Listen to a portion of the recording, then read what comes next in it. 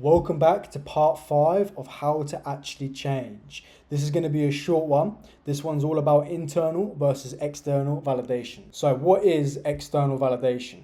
External validation, this relies on the opinions from other people about yourself to determine your own self-worth. So there's external factors: car, house, money, clothes, you name it. We all know that guy who posts on Instagram, is constantly clouting themselves for money and their car and whatever it may be. We all know that guy. The problem with this is you're relying on other people's opinions, and opinions change. So your self-worth is determined by other people. Strip everything away, and then what are you? Without your materialistic and your hedonistic bullshit, what are you now? You're nothing. So that's why it's important to build internal validation, which I'll get into in a second. But let me say this: there is a fine line between posting achievements online and posting materialistic, hedonistic bullshit. But the one key to remember between the two is the intention. Why are you posting your achievement? Are you posting it because you want people to see and just to make them aware? Or are you posting it because you want to be validated by other people from your achievements, which is still classed as an external validation? Because even though you've just done something which is worth a round of applause, you are still relying on the opinions of other people's to make you feel a certain way. And that, my friends, is still a problem. So internal validation, this relies on aligning your own personal values with your actions. So for example, doing a hard workout when you don't feel like doing it, getting up early when you don't want to get out of bed, sticking to your routine, sticking to your word, you get the picture. So in order to build internal validation, you have to know what your values are and stick to them day in, day out. That's how you build real internal self-confidence, not through external validation. So how do you do this? What you can do as an exercise is you can list all your values, list them all out, what's important to you, what's not. You can track your weekly wins. You can do this on a Sunday and just review your whole week.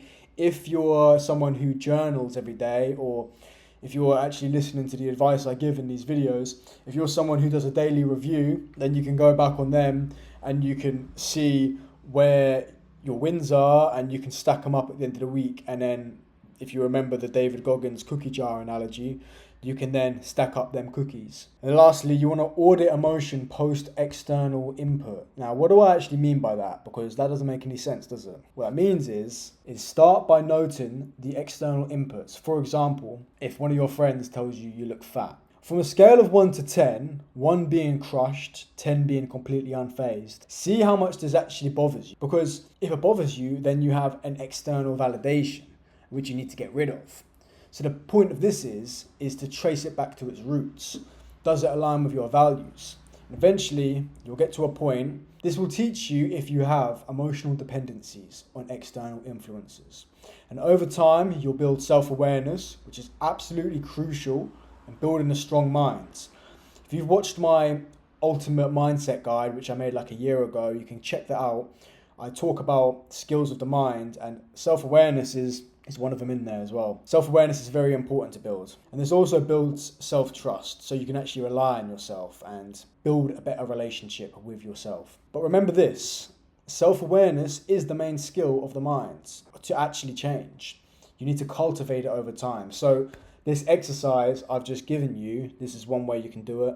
Journaling, meditation, just being aware of your thoughts, your actions, your behaviors, and understanding the why. What is the intention behind what you're doing? If you can come to understand these things, then self-awareness just increases. This world is full of many people who have zero self-awareness.